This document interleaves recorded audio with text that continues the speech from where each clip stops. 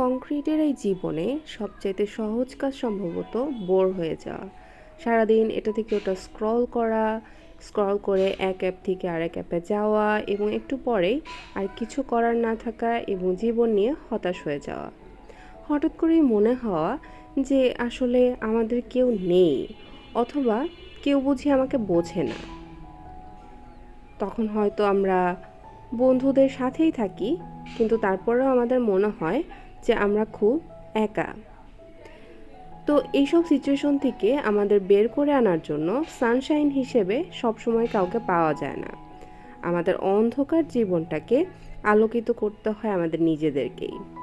আমাদের emotional support পেট একসময় বিরক্ত হয়ে যায়, অথবা আমাদের প্ল্যান্ট সেও আমাদের কথা আর শুনতে চায় না।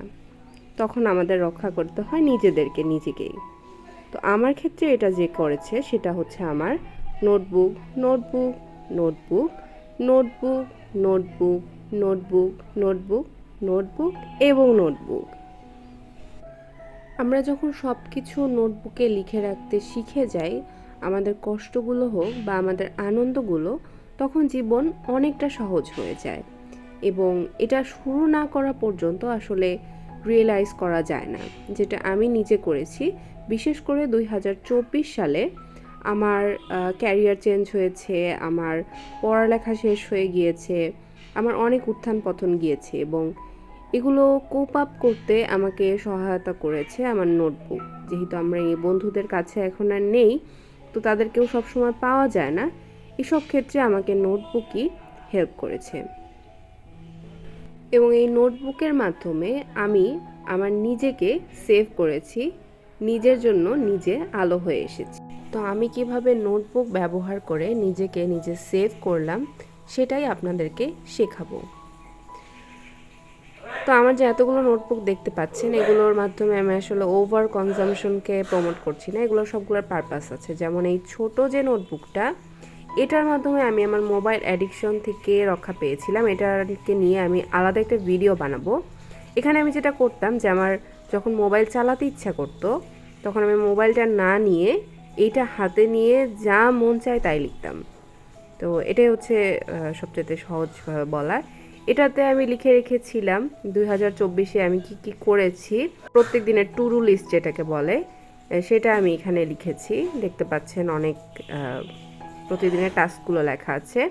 তো এটার মাধ্যমে আমি আসলে দেখতে পেরেছি কোন মাসে আমি কি কাজ করেছি, কখন আমার আসলে ডাউন টাইম গিয়েছে, এগুলো।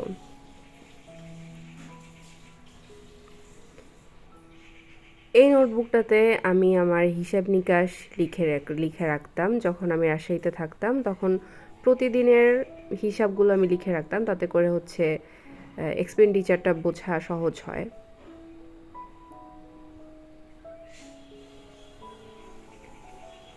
এরপর এই নোটবুকটাতে আমি আসলে আমার থিসিস টাইমে আমার সুপারভাইজার যেগুলো বলতো, সেগুলোর কিছু কিছু নোট নিতাম, যেগুলো আমাকে পরবর্তীতে অনেক হেল্প করতো। আমাদের মনে হয় আমাদের একাডেমিক কাজের জন্য একটা ডায়েরি রাখা অনেক জরুরি। এই নোটবুকটা আমি রিসেন্টলি কিনেছি। আমি যে আপনাদের জন্য ইউটিউবে ভিডিও বানাই, এই ভিডিওগুলো ড্রাফট করতে, প্ল্যানিং করতে, কি ভিডিও বানাবো, কি কি কন্টেন্ট থাকবে, কি নিয়ে কথা বলবো, এই ধরনের জিনিসপত্র আমি এটাতে লিখে রাখি।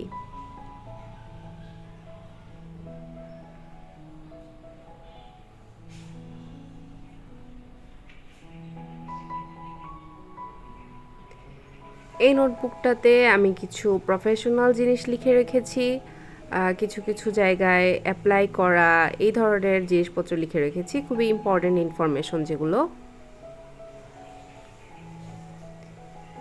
এই নোটবুকটাতে আমি আমার রিসার্চের কিছু জিনিস লিখে রেখেছি, যেগুলো আমার ফিল্ড থেকে আমি কালেক্ট করেছি। এই নোটবুকটা আমার বন্ধু আমাকে উপহার দিয়েছিল, এটা ব্যবহার করা হয়নি, হয়তো করব 2025 সালে।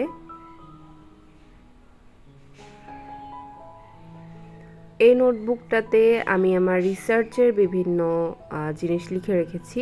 যেহেতু আমি প্রফেশনালি রিসার্চার, তো বিভিন্ন ধরনের ড্রাফট করতে হয়, বিভিন্ন আইডিয়া আসে, সেগুলো লিখে রাখতে হয়, সেগুলো আমি এটাতে লিখে রেখেছি। আর ফাইনালি যেটা দেখতে পাচ্ছেন, এটা হচ্ছে আমার মেইন নোটবুক, আমার মেইন জার্নাল যেটা। এটাতে আমি অনেক কিছু করি। আমি লিখি, আমি স্টিকার দিয়ে জার্নালিং যেটাকে বলে, বিভিন্ন ডিজাইন বানাই, অনেক কিছু করি। ছবি আঁকি, যখন যেটা মন চায়। খারাপ কথা লিখতে মন চাইলে খারাপ কথা লিখি, ভালো কথা লিখতে মন চাইলে ভালো কথা লিখি। আমি কী নিয়ে কৃতজ্ঞ, আমাকে কি খুশি করে, আমাকে কি কষ্ট দেয়, এগুলো সবই হচ্ছে আমি লিখে রাখি। এবং এই লেখাটার মাধ্যমেই মূলত আমি আসলে কারো বার্ডেন হইনি, কারো উপরে রাগ ঝাড়িনি, কারোর সাথে খারাপ ব্যবহার করিনি।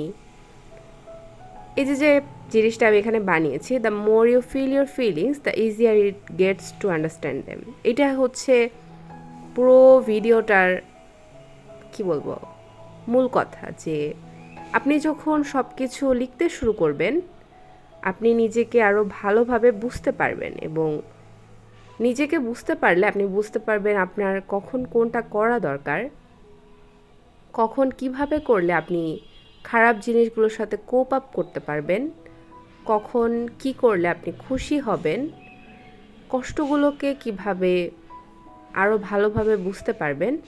এই সব কিছু শুধুমাত্র লিখে ফেলার মাধ্যমে করা সম্ভব। এবং এই কথাগুলো যদি আপনি আগে জার্নালিং করে না থাকেন, তাহলে কথাগুলো খুব অবাস্তব মনে হতে পারে যে ও এতই সহজ, তাহলে সবাই কেন করছে না। আমি অনুরোধ করব অন্তত একদিন এটা করে দেখুন, যে আপনার গত দিনের থেকে যেদিন আপনি লিখলেন যে আপনার কেমন লাগছে, আপনার কী নিয়ে খারাপ বোধ হচ্ছে, আপনার কী নিয়ে ভালো লাগছে, সেই দিনটা এবং আগের দিনটা নিজে একটু তুলনা করুন। এবং তাহলে আপনি বুঝতে পারবেন যে কতটা পরিবর্তন আনা সম্ভব শুধুমাত্র ফিলিংসগুলো লিখে ফেলার মাধ্যমে। এটা আমাদেরকে ডিসিপ্লিন করতে সাহায্য করে, এটা আমাদের মোবাইল অ্যাডিকশন দূর করে। মোবাইল অ্যাডিকশন দূর করা কিভাবে একটা ডায়েরি দিয়ে দূর করা যায়, এটা নিয়ে আমি ডেফিনেটলি একটা ভিডিও বানাবো পরের ভিডিওতে।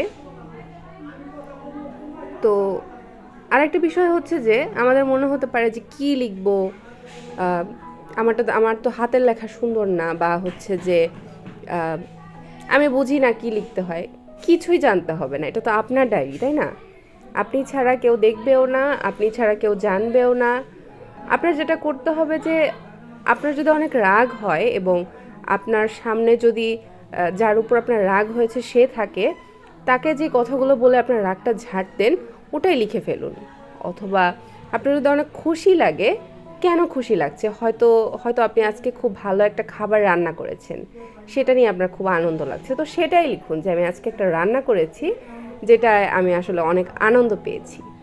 তো এই জিনিসগুলো লিখে ফেললেই সব কিছু নোটেড থাকবে। এবং আরেকটা যেটা জিনিস হবে যে আপনি যখন খুব ডাউন ফিল করবেন, তখন আপনি যখন এই পেজগুলো উল্টাবেন, তখন আপনার খুব ভালো লাগবে এবং আপনার মনে হবে যে না, কিছু দিন গিয়েছে যখন আমি এই জিনিসগুলো নিয়ে আনন্দিত ছিলাম, ছোট ছোট জিনিসগুলো নিয়ে আনন্দিত ছিলাম। এবং এটা আপনাকে অনেক ভালো রাখবে এবং আপনার জীবনের প্রতি কৃতজ্ঞতা বাড়াতে সাহায্য করবে। যেহেতু নতুন বছর আসছে, নতুন বছর নতুন কিছু শুরু করার জন্য খুব ভালো একটা সময়। আমি অনুরোধ করব, আমার ভিডিওটা দেখে যদি ইন্সপায়ার হয়ে থাকেন, অবশ্যই জার্নালিং শুরু করবেন এবং দেখবেন যে আপনি কিভাবে বেটার একজন মানুষ হয়ে উঠছেন। ডাক্তার, ইঞ্জিনিয়ার, রিসার্চার হওয়ার আগে আমাদের কিন্তু ভালো মানুষ হওয়াটা অত্যন্ত জরুরি। এবং আপনাকে ভালো মানুষ করতে জার্নালিংটা অনেক বেশি সহায়তা করবে, আমাকে করেছে। তো আমি অনুরোধ করব চেষ্টা করে দেখতে, এবং যদি এই ভিডিওটি ভালো লেগে থাকে আমাকে কমেন্টে জানাবেন, শেয়ার করবেন বন্ধুদের সাথে এবং অবশ্যই সাবস্ক্রাইব করবেন। অনেক ধন্যবাদ।